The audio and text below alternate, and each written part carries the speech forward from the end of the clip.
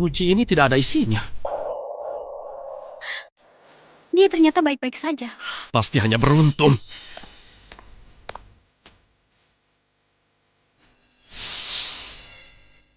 Yang ini juga tidak ada.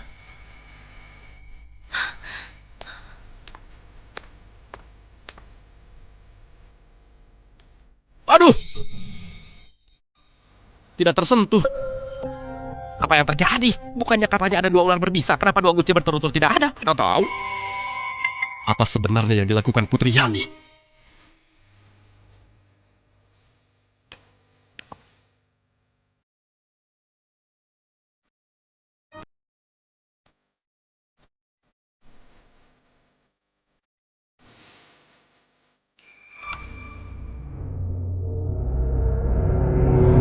Semuanya!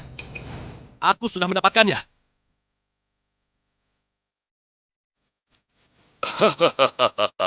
Wah, hebat ya.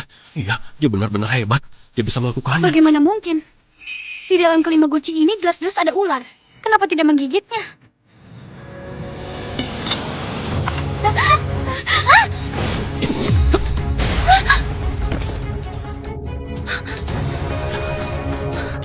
Kau baik-baik saja.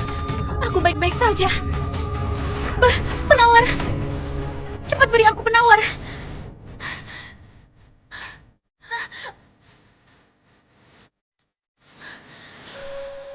Putri, ularmu sendiri menggigitmu. Kalau ini tersebar, kau jadi bahan tertawaan. Ini... Kenapa? Kenapa ular berbisa ini tidak menggigitmu? Sebelum aku menjawab pertanyaanmu, aku ingin bertanya. Apa asal-usul sebenarnya ular berbisa ini? Ular ini sepertinya pernah kulihat di kitab kuno. Sepertinya namanya ular sihal. Ini ular paling berbisa di dunia. Bagus. Kau bukan hanya memasukkan ular berbisa ke setiap guci, tapi juga menyebut ular sihal sebagai ular likah. Apa sebenarnya niatmu? Putri Yani, kalau masalah ini tidak dijelaskan, aku tidak akan tinggal diam. Salah paham, ini semua salah paham. Bawahanku yang bilang, di dalamnya ada ular likah. Jadi aku mengira di dalam guci ini ada ular likah. Kalau itu ular likah, kenapa penawarmu bisa menetralkan racun ular sihal? Obat ini berasal dari Zaro dan diracik langsung oleh pendeta agung. Obat ini bisa menetralkan sebagian besar racun, baik ular sihal maupun ular likah. Selama meminum obat ini, racun bisa ditawar. Ayahanda, konon pendeta Agung Zaro ahli dalam ilmu racun. Perkataan Putri Yani mungkin bisa dipercaya. Begitu. Kalau begitu, berarti ini bukan salah Putri Yani. Kalau begitu, siapa bawahan yang bertanggung jawab? Pikirkan baik-baik sebelum menjawab. Kau tidak bisa menolak mengakuinya.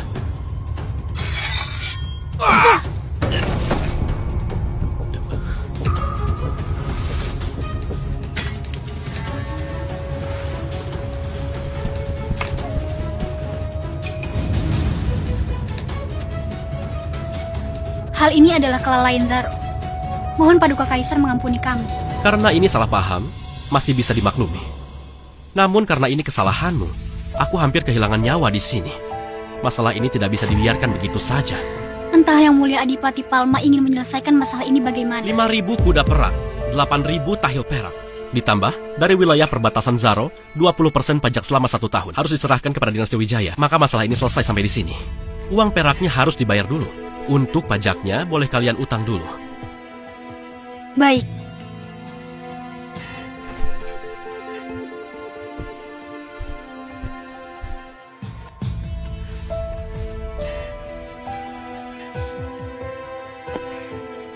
Tapi, aku masih ingin tahu, bagaimana kau menghindari gigitan ular berbisa itu?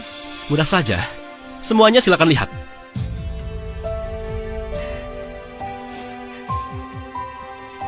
Ini Rilgar. Benar, ini Realgar. Seperti yang diketahui semua orang, ular apapun takut pada Realgar. Kebetulan, Intan tahu Tuan Penasihat Agung suka arak Realgar. Jadi, dia menyiapkan beberapa botol. Aku kebal terhadap semua racun. Racun ular kecil seperti ini bukan apa-apa. Bagus. Awalnya ini masalah yang sangat berbahaya, tapi dengan mudah diselesaikan oleh Yang Mulia Arya. Aku sungguh kagum, sungguh kagum. Aduh, Tuan Penasihat Agung terlalu memuji. Soal ini, Intan yang lebih teliti. Dan sudah menyiapkannya lebih dulu. Jadi, jasanya milik Intan. Soal ini, kau tidak perlu menyerahkan semua jasanya kepadaku. Justru, arak Rilgar di tanganmu sebaiknya dicuci dulu. Pelayan, bawakan air.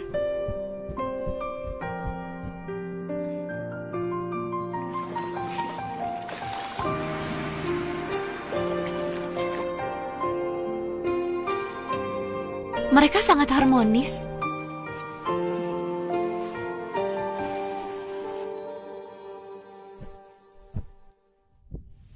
Paduka Kaisar Dinasti Wijaya, kedatanganku kali ini untuk melihat kemampuan gadis tercerdas Dinasti Wijaya. Tapi tadi Arya yang menyelesaikannya.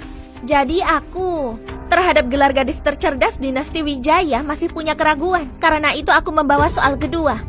Oh, sepertinya Putri Yani meragukan kemampuan gadis tercerdas dari dinasti kami. Kebetulan hari ini banyak pejabat hadir. Kalau ada keraguan, katakan saja. Aku membawa seorang ahli sastra berbakat. Kalau kemampuan sastra Putri Intan tidak bisa memuaskan ahli itu, maka Dinasti Wijaya harus menyerahkan kota Betara. Oh,